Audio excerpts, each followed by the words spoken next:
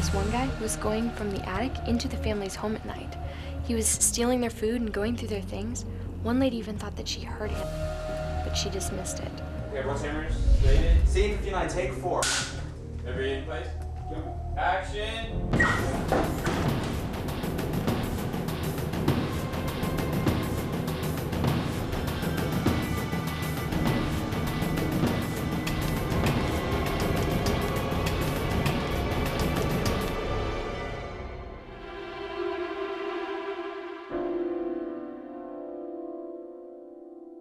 In early 2004, I'd got home from work and I was reading the news online, and I saw an article about a homeless person that had moved into a family's attic. And I just found that really spooky. We've all been in a house alone, and we've heard a creak or something fall outside that we don't quite know exactly what it is. We made it in the style of an old-fashioned horror film or thriller, in the sense it's very much a slow burn.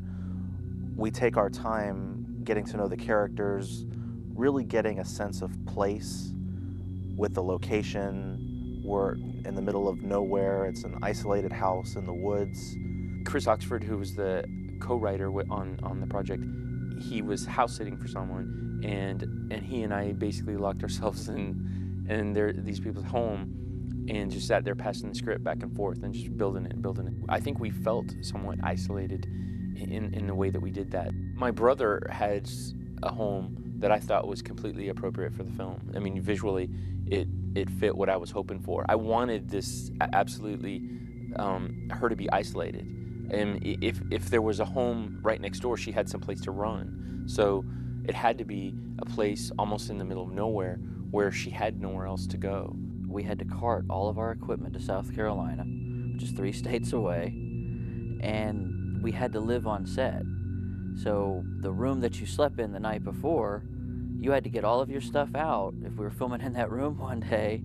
Since we were trying to shoot everything in only 13 days, we kind of had to just keep going. So as we were shooting one thing, we had a couple people trying to set up some lights and to kind of get the next area, the next location set up.